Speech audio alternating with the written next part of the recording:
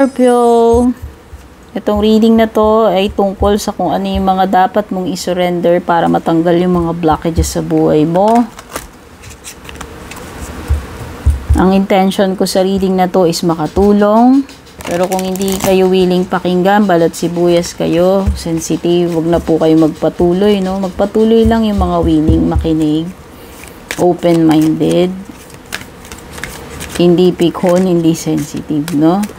Maraming salamat sa iyong support, Scorpio. Lagi kang sumusubaybay sa aking mga readings.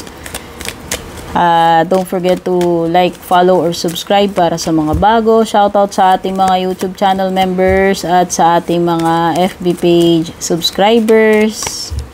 Naka-flex yung names ninyo sa end nitong ating reading.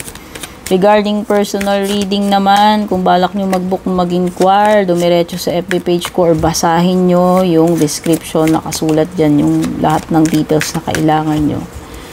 Mga gustong mag-join, hanapin nyo lang yung join button, or kung di nyo mahanap, nakalagay na rin sa description yung link.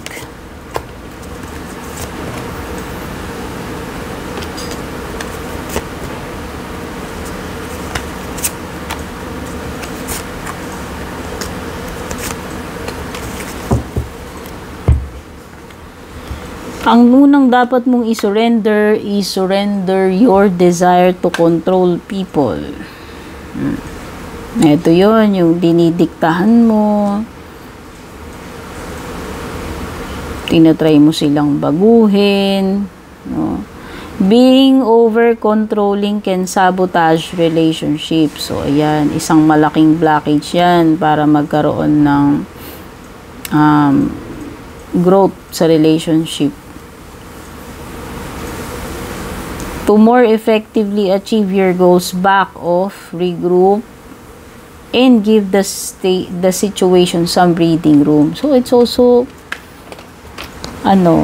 pagbibigay din ng respeto sa isa't isa. No, na hindi nyo didiktahan, pangungunahan yung isa't isa. So, yun yung gustong ituro sa inyo, sa iyo dito, Scorpio, para matanggal yung blockage mo dito pagdating sa relationship, no? Romantic man ito or hindi. Oh, ayan. Kailangan ng breathing room. Kailangan ng hayaan makahinga isa't isa, bigyan ng space. No, hindi dapat i-force. Okay? So, yan sa blockage mo na dapat matanggal. Surrender. Surrender to non-action. O, so, palagi mo sigurong kinokontrol yung situation. No, now is the time to be still and not act. Simply breathe and focus on your own power. Let others come to you. Hayaan mo magkusang lumapit, mangyari mga dapat mangyari. No, halimbawa, may ginawa ka na, nag-try ka na. Yun yung ibig sabihin nito. Hindi mo dapat ipilit. So, may mga time na wala tayong dapat gawin. Be still and not act. Diba? Minsan may mga time din na hindi na dapat magsalita pa. Kasi diba minsan kapag nagsalita ka pa, parang lalo pang nagkakaroon ng conflict. So yun, learn to discern kailan ka dapat mag-act, kailan yung hindi ka gagawa ng any action, kailan ka dapat magsabi, sa time na hindi ka dapat nang maglabas ng words. Okay, napaka-importante. Para daw matanggal yung blockage mo yan, try not to control the situation or control people or relationships. No, hayaang mag-unfold ng natural. Hayaan. Ganon din yung mga tao, hayaan mo sila mag-unfold. Ano ba talaga yung tunay doon sa tao na mag-unfold yun kung hindi mo pakikialaman, hindi mo pangungunahan or kokontrolin. Malalaman at malalaman mo yun kung anong totoo.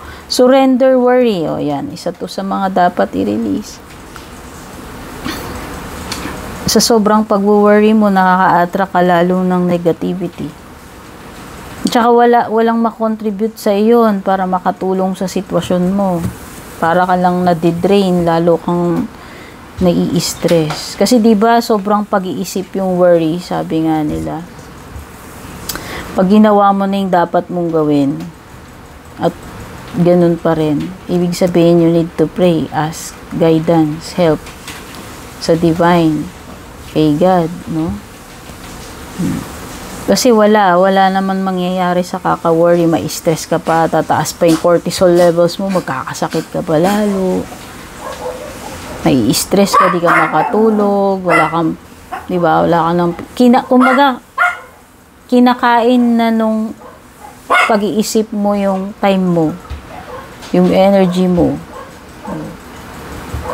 Make a commitment not to lead an anxiety-driven life. Huwag ka mabuhay sa pag-worry, sa anxiety. Maiksi lang yung buhay natin para gugulin sa ano.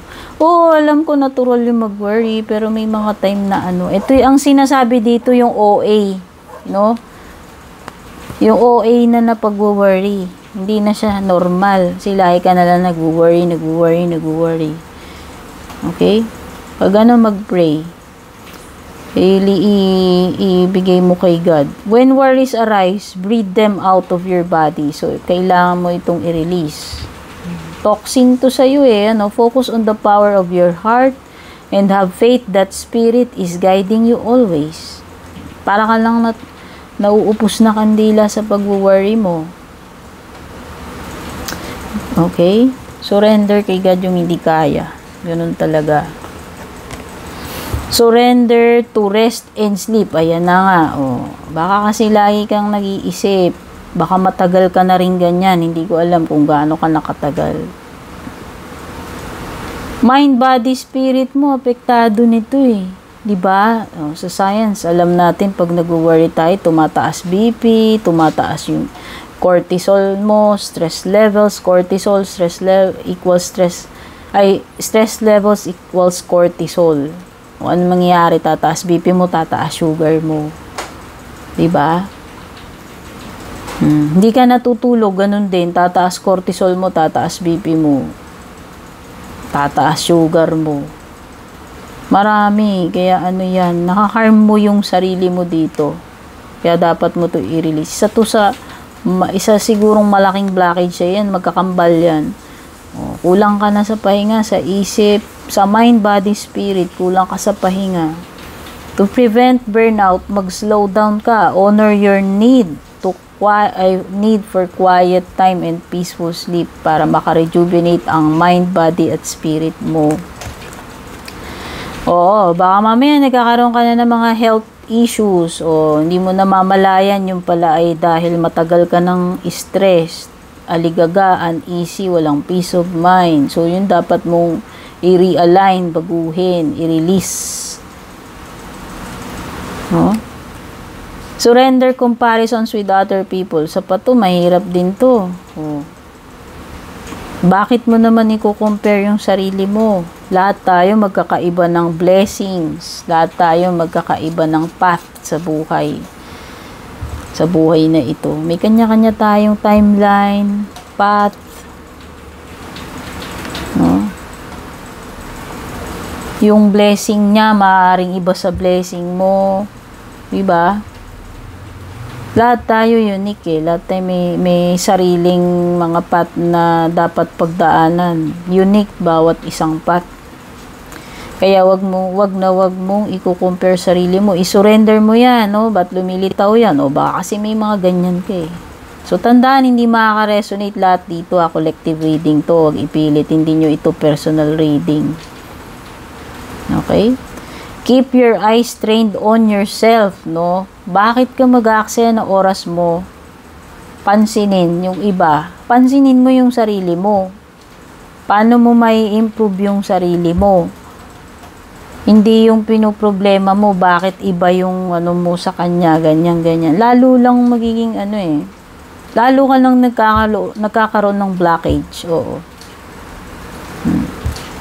Keep your eyes trained on yourself. Yan. Focus ka sa sarili mong improvement, growth. Focus on your own strengths. Ayan. Attractiveness and power. Diba? Siyempre, pinanganak tayo magkakaiba yung genes, yung itsura. Ba't naman naman ikukumpara yung itsura mo dun eh. Sa lahi nila, yun yung genes nila eh. Diba? So, kung may nakikita ka man na dapat i-improve sa sarili mo, improve mo, mag-focus ka. Hindi dahil lang nakita mo kay ganito, ganyan. Diba? Isa yan sa blockage mo. Lalong yan eh. Instead na swertihin ka, lalong hindi. Kasi, diba pag nagko-compare tayo, nakikita mo kung ano ngayon yung diferensya mo. Nakikita mo yung wala sa'yo.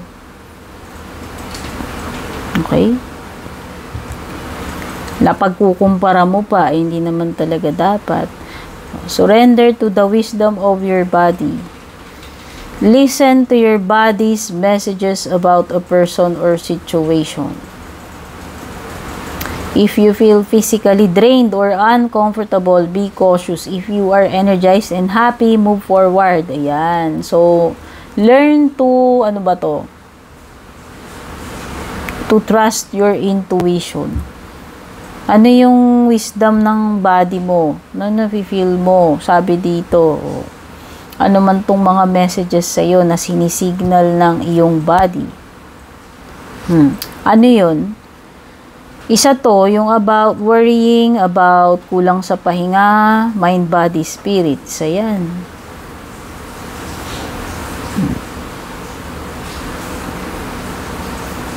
Ayan dapat pag nafe-feel mong drain ka, uncomfortable, maging cautious ka, maging aware ka doon.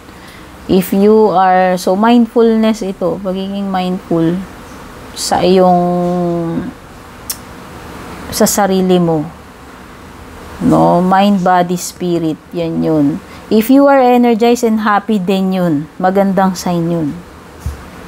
Ibig sabihin, nasa tamang landas ka. Kasi diba, kapag may bagay na mali na ginagawa mo, na-exhaust ka eh, nadidrain ka eh. Alam mong may mali. Pero pagka napapansin mo, parang effortless, wow, parang ang saya-saya mo, ang happy mo, ang gaan.